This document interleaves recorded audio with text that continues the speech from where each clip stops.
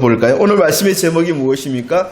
유구무원. 유구무원이 무슨 뜻입니까? 아무 말도 하지 못한다. 입은 있으되 말 못한다 라는 것이죠. 말씀 요약 보도록 하겠습니다. 오늘 말씀을 통해서는요, 임금의 혼인잔치 비유에 대하여 함께 하고자 합니다. 혼인잔치라는 것은 가장 큰 기쁨의 잔치입니다. 그런데 이 기쁨의 잔치를 임금이 주관하고 있죠. 최고의 잔치라는 것입니다. 큰 기쁨의 잔치, 최고의 잔치. 그런데 청함을 받은 사람들의 반응은 어떠했다고요? 자기 밭으로 갑니다. 자기 사업하러 갑니다. 어떤 이들은요, 임금의 종들을 모욕하고 죽이기까지 합니다. 그러자 그 결과가 무엇입니까? 진멸과 동네를 불사릅니다. 왜 그랬느냐? 한마디로 말하면 믿지 않았다. 복음을 믿지 않았다라는 것입니다.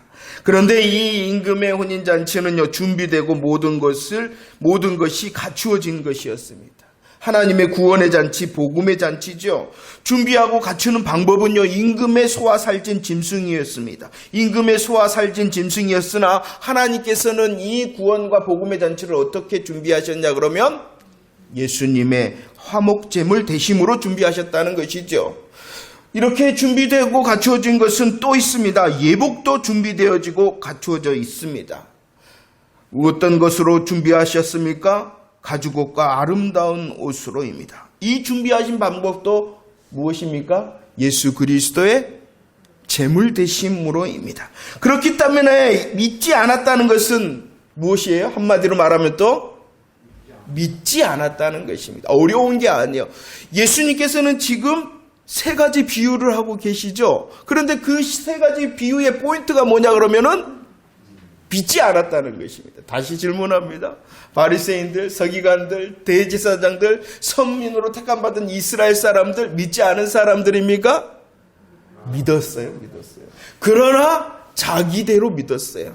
그것을 우리들이 깨달아야 된다는 거예요. 그래서 계시록에 보면은요, 우리 교회는 부자, 우리 교회는 부요해, 우리 교회는 부족함이 없어. 그러나 주님께서 말씀하신 그들의 실상이 뭐예요? 공고하고 가련하고 가난하고 눈멀고 벌거벗었다. 한마디로 말하면 믿지 않고 있다라고 말하는 것입니다. 주님을 문 밖에 세워뒀다. 믿었잖아요. 그러나 그 믿음은요, 세상 기준 자기 중심이었습니다. 하나님의 의를 의지하는 것이 아니라 자기의 의를 의지하고 믿는 것이었습니다. 이것을 주님께서는 불법이라 말씀하시고 실상은 믿지 않는 것이다 라고 말씀하고 있는 것이죠. 임금이 손님을 보러 올세 그때 아무 말도 못할 자들이 있다는 것입니다. 우리는요, 복음으로 대답할 것을 항상 준비하는 자 되어지기를 축원합니다. 할렐루야. 마태복음 21장에서 예수님께서는요, 두 아들의 비유와 악한 농부의 비유를 말씀하셨습니다. 그 비유의 대상자들은 종교 지도자들이었습니다. 그리고 선민으로 택함을 받은 이스라엘 백성들을 말하는 것입니다. 그들은 어떠한 자였습니까? 마다들과 같은 자들이었습니다. 그들은 포도원에서 일할 수 있는 농부, 그리고 건축자와 같은 하나님의 은혜, 하나님의 특권을 가진 그들이었다는 것입니다. 그러나 그들을 향하여 예수님께서 말씀하시죠. 21장 43절 말씀에 보면 뭐라고 말씀하십니까? 너희는 빼앗기리라. 하나님의 은혜, 하나님의 특권을 받은 마다들과 같고 일할 수 있고 세울 수 있는 자들이었는데 그들이 빼앗기리라 라고 말씀하고 있습니다. 왜 빼앗기리라 라고 말씀하셨다고요? 믿지 않았기 때문에. 다시 믿는 자였어요? 믿지 않는 자들이었어요? 믿는 자들이었습니다. 그러나 주님은 말씀하십니다. 빼앗기리라. 너희들 믿지 않은 것이다. 하나님의 뜻대로 행하지 않았습니다. 하나님의 뜻대로 믿지 않았기 때문에 그것은 불법이요 믿지 않은 것이라는 것이죠. 오늘 말씀에서 21장에서 너희는 빼앗기리라 라고 말씀하셨던 예수님께서도 22장에서 이제 임금의 혼인잔치의 비유를 또다시 말씀하십니다. 뭐라고 말씀하십니까? 7절과 13절 말씀에 보면 진멸하고 동네를 불사르고 너희들은 바깥 어두운 데서 내던져져 거기서 슬피 울며 이를 갈게 되어질 것이다. 누가 그렇다는 것입니까? 이스라엘이 그렇다는. 그리고 종교 지도자들이 그렇다는 것이. 종교 지도자들과 선민 이스라엘을 향하여 예수님께서는 너희는 빼앗기고 진멸당하고 불사름을 당하고 바깥 어두운 데 던져지리라 라고 22장 또다시 말씀하고 있습니다. 왜 그럴까요? 왜 그런다고요? 믿지 않았기 때문이라는 것입니다. 한번 봅시다. 2절 말씀을 볼까요? 2절 예수님께서 말씀하시죠. 혼인잔치를 베풀었다. 누가 베풀었다? 임금이 베풀었다. 잔치가 열렸습니다. 그냥 잔치가 아니라 어떠한 잔치라고요? 혼인잔치. 혼인잔치는 많은 잔치가 있겠죠. 그래도 그 중에 가장 큰 기쁨의 잔치를 표현하는 것이 혼인잔치. 가장 큰 기쁨의 잔치가 혼인잔치. 그 혼인잔치에 주관자가 있다라고 예수님께서는 비유하셨어요. 누가 주관자예요? 임금이다 라고 말합니다. 가장 큰 기쁨의 잔치, 혼인잔치, 그 주관자가 임금이니 이 기쁨의 잔치는요 또한 최고의 잔치를 말하는 것입니다. 최고의 잔치가 열렸습니다. 가장 큰 기쁨의 잔치가 열렸습니다. 그럴 뿐만이 아니라 열렸을 뿐만이 아니라 4절 말씀에 보니까 그 잔치는 어떠한 잔치냐 그러면은 준비된 잔치, 모든 것이 갖추어진 잔치였다라고 말씀하고 있습니다. 준비되었다. 모든 것이 갖추어졌다라고 말합니다. 큰 기쁨의 잔치, 최고의 잔치, 임금이 베푼 혼인잔치는요 그냥 잔치가 아니라 또 준비되었습니다. 모든 것이 갖추어졌습니다. 그런데 이런 임금의 혼인잔치에 청함을 받은 사람들은 어떻게 반응하였다고요? 5절 6절 말씀해 보니까 어떻게 반응해? 청함을 받았다는 것은 미리 이 예식에 대하여 알고 있었다는 것입니다. 그리고 청한 그 시간이 되어 청하러 갔는데 자기 밭으로 가고 자기 사업하러 가고 또 남은 사람들은 종들을 잡아 모욕하고 죽였다. 3절 말씀에 보면은요, 3절 말씀부터 보면 청한 사람들이요, 청함을 받은 사람들이 어떻게 했냐? 오라 그랬더니 오기를 싫어했다. 오기를 싫어했다. 오기를 싫어했다. 5절 말씀에서는 어떻게 표현하고 있었냐 그러면 돌아보지도 않았다. 오기를 싫어합니다. 돌아보지도 않았습니다. 왜 그랬냐 그러면 뭐 해야 되기 때문에 밭으로 가고 사업하러 가야 되기 때문이다. 그런데 이 밭과 사업을요 예수님께서는 강조를 했어요. 어떠한 밭? 자, 어떠한 사업? 그렇다는 것이. 왜 오기를 싫어하고 돌아다 보기도 아니에요. 자기 할 일이 있었기 때문이라는 것입니다. 임금의 혼인잔치 청함보다도 무엇이 더 중요하다는 것이요? 자기 일이 더 중요하다. 더 나아가 임금의 종들을 모욕하고 죽이기까지 한 사람들도 있었습니다. 그렇습니다. 오늘 이 비유에서 나온 임금의 혼인잔치 비유는요, 바로 하나님께서 준비하시고 모든 것을 갖춘 가장 큰 기쁨, 최고의 잔치인 구원의 잔치와 구원의 잔치, 복음의 잔치인 것입니다. 이 구원과 복음의 잔치의 완성은 계시록에서 말하는 어떠한 잔치가 되겠어요? 어린 양의 혼인잔치인 것입니다. 구원의 잔치, 복음의 잔치가 열렸습니다. 그 구원의 잔치와 복음의 잔치가 가장 큰 기쁨의 잔치임을 믿으시기를 바랍니다. 가장 큰 기쁨의 잔치인 구원의 잔치, 복음의 잔치는 그냥 되어진 것이 아니라 어떻게 되어졌다고요? 준비되어지고 모든 것이 갖추어진 잔치라는 것도 믿으시기를 바랍니다. 4절 말씀을 다시 한번 볼까요? 4절에서 보시면 내가 오찬을 준비하였다. 그 준비 그리고 모든 것을 갖추었다. 임금이여 모든 것을 준비하고 갖추기 위해서 어떻게 하였다라고 4절은 하고 있습니까? 나의 소와 살진 짐승을 잡아 준비하고 갖췄다는 것입니다. 임금의 혼인잔치는요 준비되고 갖추어진. 어떻게 해요? 나의 소와 살진 짐승을 잡고 준비하고 갖추었다라고 말씀하고 있는 것입니다. 그러면 우리 하나님께서 구원의 잔치, 복음의 잔치를 준비하셨는데 하나님께서는 무엇으로 준비하셨다는 것이겠어요? 이제 이해가 되십니까? 히브리서 9장 12절 말씀도 보세요. 우리 하나님께서는 구약시대는 염소와 송아지를 통하여 준비하심을 예표하셨어요. 그 준비하심의 예표의 시간이 지나자 이제 실상을 보여주셨죠. 그것이 어떻게 되어졌다고요? 오직 자기의 피로 영원한 속죄를 이루게 하셨다. 예수 그리스도를 화목제물 되게 하심으로 저와 여러분들을 위한 구원과 복음의 잔치, 최고의 기쁨의 잔치 준비하시고 갖추심을 믿으시기를 바랍니다. 그런데 오늘 비유의 말씀을 보면 그 청함을 받은 사람들이 자기 밭으로 가고 자기 사업을 하기 위하여 오지 않았다. 종들을 잡아 죽이고 능욕하고 죽였다라고 말합니다. 누가 그랬다는 것입니까? 종교 지도자들이 그랬고요. 선민 이스라엘이 그랬다는 것입니다. 왜 그랬다는 것입니까? 믿지 않았기 때문이라는 것입니다. 믿지 않았기 때문. 다른 이유가 아니에요. 이스라엘 백성들과 종교 지도자를 믿었다고요? 안 믿었다고요? 믿었어요. 그러나 주님이 실상을 말씀합니다. 뭐라고요? 믿지 않았다.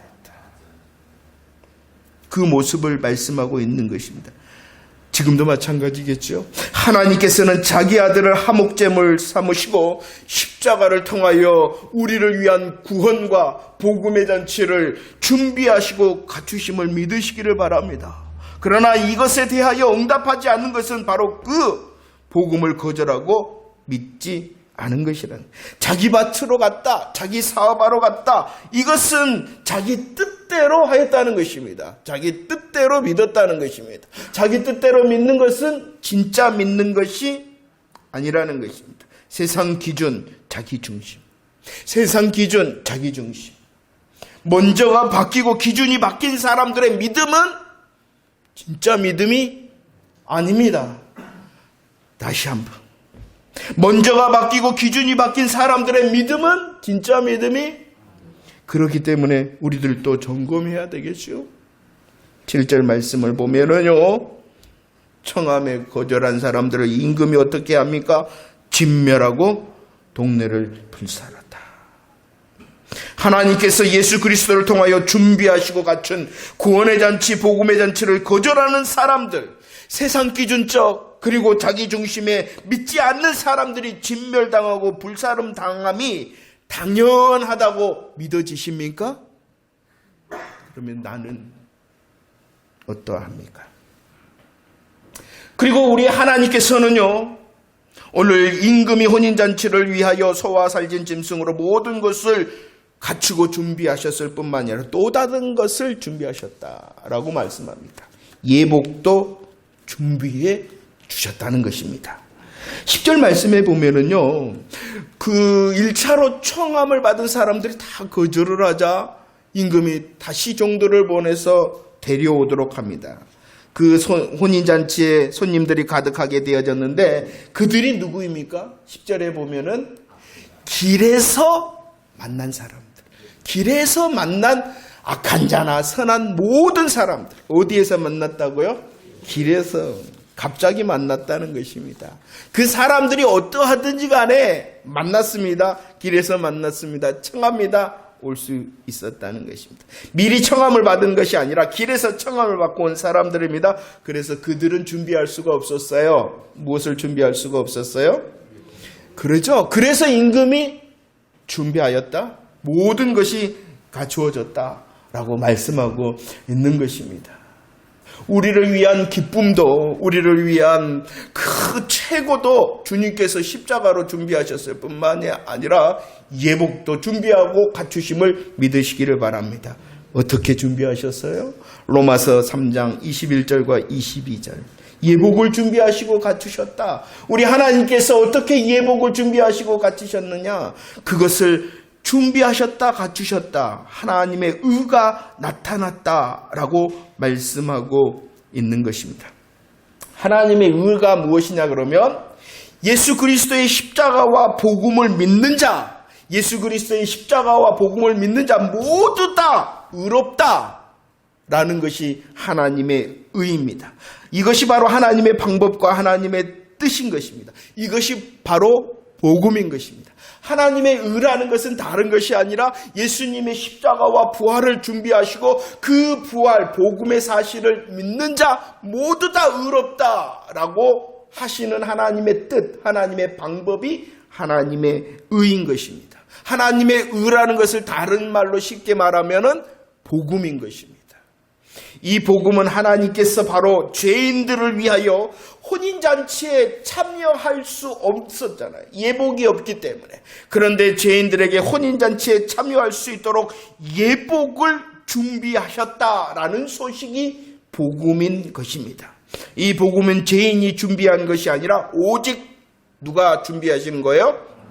그러죠. 그래서 성경에 보면은 의를 하나님의 의라라고 말씀하고 있는 것이, 죄인이, 사람이 그 누가 준비할 수 있는 것이 아니기 때문에 오직 누구만이 준비하실 수 있다고요.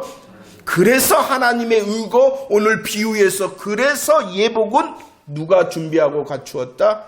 임금이 준비하고 갖춘 것입니다.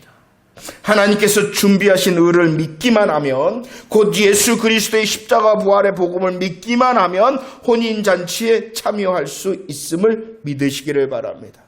조금 더 구체적으로 한번 살펴보도록 할까요? 창세기 말씀 그리고 스가랴 말씀입니다.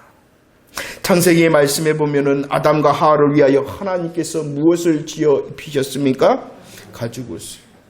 그들이 가죽옷 전에는 어떠한 것을요? 무화과 나무 잎을 벌거벗음의 부끄러움을 알고 그것을 가리고자 자기가 준비를 했어요. 자기가 준비한 무화과로서는 안 됐어요. 그래서 하나님께서 무엇을 입혀주셨다고요? 그럴 뿐만이 아니라 스가랴 3장 말씀에 보면은 대제사장 여호수아입니다. 대제사장 여호수아. 대제사장 여호수아일지라도 그가 입은 옷은 어떠한 옷이었다? 더러운 옷이었다. 그래서 우리 하나님께서 그 더러운 옷을 벗기라 하고 어떠한 옷을 준비하시고 갖추셨어요? 아름다운 옷을 준비하시고 갖춰주셨던 것입니다. 이렇게 복음으로 준비하신 예복을 입지 않는 사람들이 있었다. 11절과 12절 말씀 볼까요? 11절 12절 말씀에 보면은 예복을 입지 않는 한 사람, 임금이 물었죠. 야, 너 왜 예복을 입지 않았냐? 아무 말도 못하였다. 예복을 입지 않았다는 것은 하나님의 의를 거절한 것입니다. 예복을 입지 않았다는 것은 쉽게 말하면 복음을 믿지 않았다는 것이. 그의 모습은 혼인잔치에 참여한 것 같으나 그는 이제 어떻게 될 수밖에 없는 사람? 바깥 어두운데 쫓겨나갈 수밖에 없는 사람인 것이. 왜 예복을 입지 않았을까요? 왜 예복을 입지 않았을까요? 네, 믿지 않았다. 무엇이 좋았습니까? 자기 옷이 더 좋았으니까. 자기 옷이 더 좋아 보이니까. 이것이 바로 자기 의라는 것입니다. 내가 이렇게 열심히 했으니까 할만하지. 내가 이렇게 잘하고 있으니까 들어갈 만하지. 자기의 옷, 자기 의를 내세웠기 때문에 예복을 입지 않은 것입니다. 그 사람은요, 결국이 뭐라고요? 바깥 어두운데 내던져줄 수밖에 없습니다. 거기서 슬피 울며 이를 갈게 되어줄 수밖에 없습니다. 너무나도 쉽지 않습니까? 우리 예수님의 비유가. 그런데 나는 어떠합니까? 나의 믿음의 자리 어떠합니까? 자기 의를 자랑하고 자기 행위를 자랑하기 때문에 하나님의 의를 거절한 것입니다. 복음을 믿지 않는 자입니다. 오늘 말씀처럼 이렇게 자기의 의에 잡히고 자기의 행위, 자기를 자랑하고 자기에게 만족하는 사람, 하나님의 의를 믿지 않는 사람이 바깥 어두운 데 내던져지며 거기에서 이를 갈게 되어줄 줄이 마땅하고 그렇게 되어줄 줄 믿습니까? 나는 어떠한가? 그래서 예수님께서 이렇게 말씀하시죠. 성령을 통하여 라오디게아 교회를 향하여 말씀을 하십니다. 계시록 3장 17절 말씀. 라오디게아 교회입니다. 그들은 스스로 만족하며 자랑하였죠. 뭐라고요?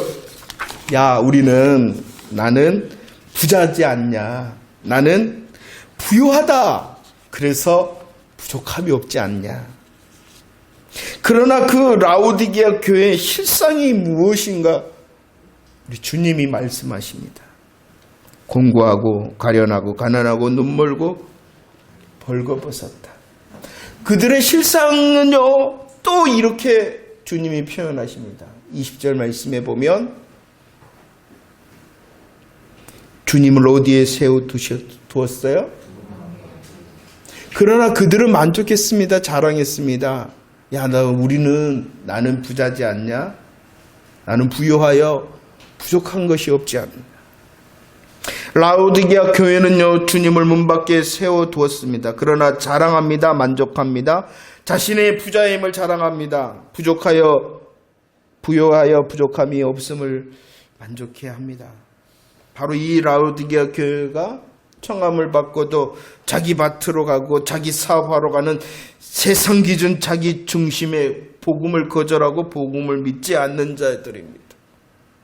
그리고 자기 옷과 자기 의에 만족하며 자랑하여 주님이 준비하신 하나님의 의, 주님께서 준비하신 예복은 필요 없다고 복음을 거절하고 믿지 않은 자입니다. 현대교회의 문제입니다. 현대교회의 문제입니다. 그러나 알지도 못합니다. 뭐하니까? 잘 되고 있잖아요. 더 문제는요, 현대교회가 아니라 나는 무엇을 자랑하고 만족해하고 있는가가 더 중요한 질문이겠지요. 빌립보서와 로마서 말씀을 비교 한번 합시다. 물론 빌립보서의 말씀은 사도 바울이 이전의 자랑을 말하고 있는 것이죠. 이전, 예수 그리스도 안에 복음에 잡히기 전에 이전의 모습입니다. 나는 이라고 자랑하고 있죠.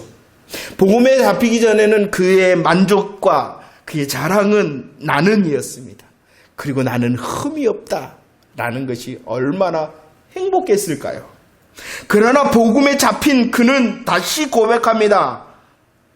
나는 공고한 사람, 그리고 나는 사망의 몸에 갇혀있는 사람. 누구밖에 없다?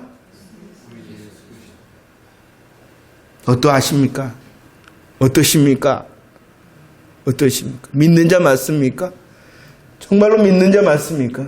주님께서 보실 때 이 마지막 시대에 믿음을 보겠느냐? 라고 말씀하시는데 정말로 나의 믿음과 믿음의 열매가 주님께서 보시고자 하는 그런 믿음 맞습니까? 너무 어렵게 생각하지 마십시오. 너무 어렵게 생각하지 마십시오. 마태복음을 우리들이 이렇게 살피면서 이곳까지 왔는데요. 마태복음 19장에 부자 관리 청년은요, 예수님께 나와서 질문의 핵심이 무엇이었냐 그러면 무엇을 하여야 영생을 얻으리까? 무엇을 하여야 됩니까? 그리고 마태복음 19장에서 베드로도 말을 했어요. 주님, 우리가 모든 것을 버리고 주를 따랐어요. 우리가 했습니다. 우리가 모든 것을 버렸습니다. 우리가 했습니다라고 말합니다. 마태복음 20장에 나오는 포도원 품꾼의 비유 중에서 포도원 품꾼들은 이렇게 말합니다. 우리가 종일 수고하고 더위를 견뎠습니다. 우리가 했습니다. 종일 했고요. 더위를 무릅쓰고 우리가 했습니다. 이런 모습은 하나님의 나라를 자신의 노력과 공로로 들어가고자 하는 생각인 것입니다. 물론 노력과 공로, 수고를 무시하거나 그런 거 필요 없다라고 말씀하는 것이 아닙니다. 먼저와 기준이 바뀐 것이 문제인 것입니다. 자신의 노력과 공로, 자기의 의를 자랑하고 만족해야 하는 것입니다. 오늘 본문의 혼인잔치의 비유도 보십시오. 그들이 청함을 거절하고 예복을 입지 않은 이유가 무엇 때문입니까? 한마디로 말해서 믿지 않았기 때문인 것입니다.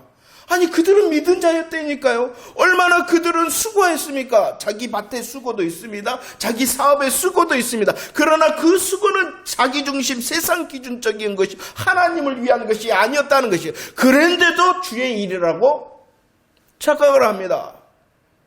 주의 일이라고 착각을 합니다. 오늘도 마찬가지, 예복도 마찬가지입니다. 나의 수고를 보라. 나의 멋진 의를 보라. 나는 흠이 없지 않냐. 믿는 자였습니다. 그러나 믿지 않는 자들이었습니다. 복음을 거절하고 믿지 않은 것입니다. 세상 기준 자기 중심으로 자신만을 위하고 자신을 자랑하고 만족해하는 복음을 거절하고 믿지 않는 자. 나는 부자, 나는 부족함이 없는 자, 나는 흠이 없는 자. 자기의 의가 얼마나 좋은지 모르는 사람. 그 사람은 주님을 문 밖에 세워둔 자. 그래도 자신은 믿는 자라 착각합니다. 그 착각이 저와 여러분들에게는 있지 않은가요? 복음은 너무나도 쉬운 것입니다.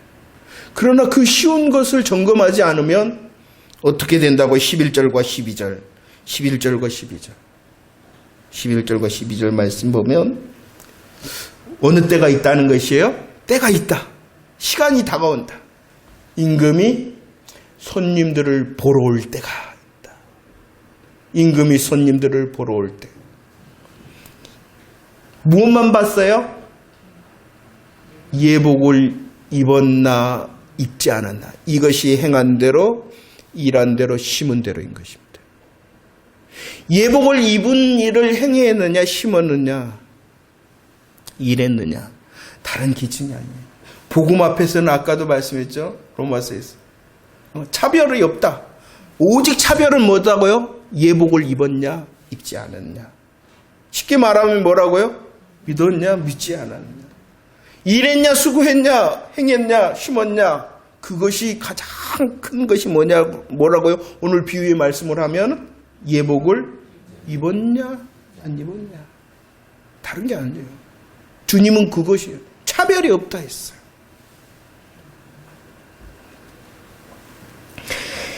임금이 손님들을 보러 들어왔습니다. 예복을 입지 않는 사람. 왜 예복을 입지 않았는가 묻습니다. 어떻게 했다? 그 사람, 예복을 입지 않은 사람? 아무 말도 못했다. 주님께서도 물으실 때가 있을 것입니다. 물론 지금도 저와 여러분들의 개인의 믿음의 순간순간 묻고 계십니다. 그리고 결정적으로 주님께서 재림하시고 다시 물으실 것입니다. 입었느냐 안 입었냐.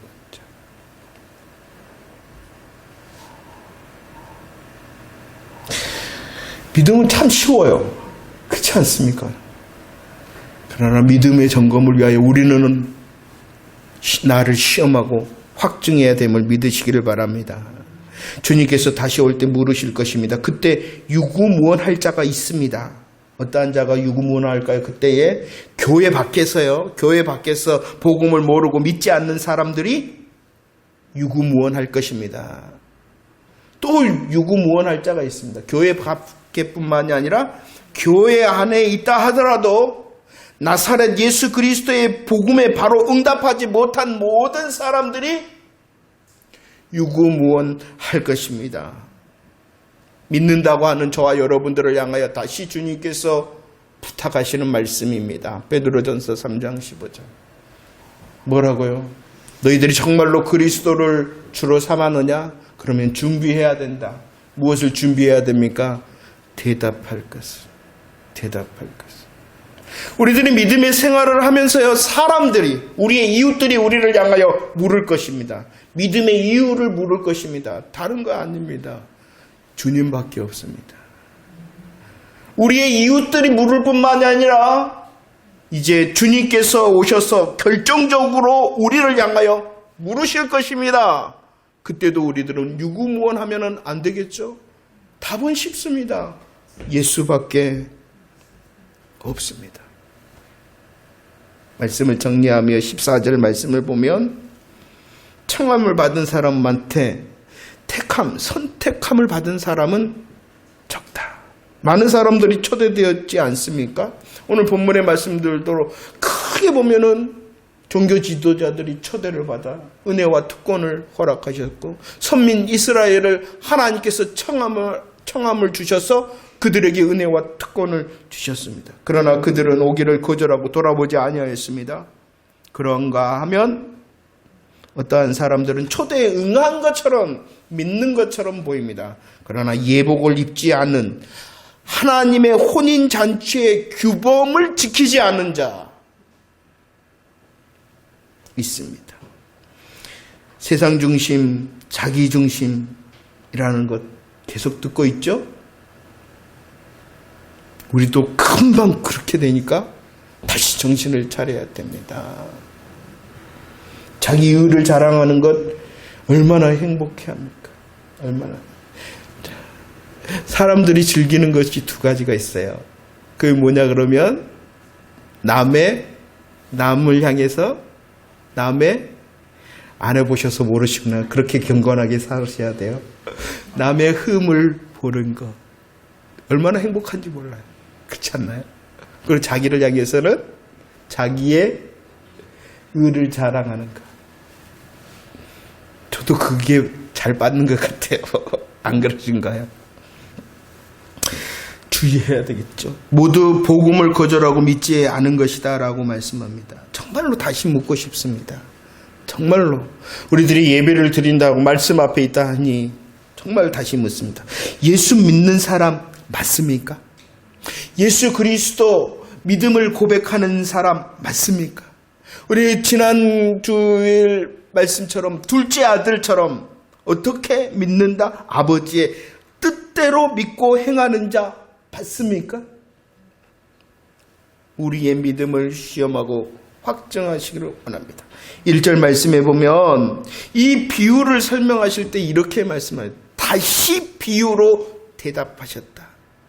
제가 가끔씩 한 하나님의 또 다른 이름 고백은요, 저는 나의 하나님은 다시의 하나님이다. 다시의 하나님. 다시. 예수님께서 다시 말씀하셨다는 것이. 예수님께서 이스라엘의 종교 지도자들과 선민 이스라엘을 향하여 다시 말씀하셨다는. 물론 이 다시는요, 그들의 상태를 다시 지적하신 거예요. 하지만 또 다른 다시에는 어떠한 의미겠어요? 기회를 말하는 것입니다.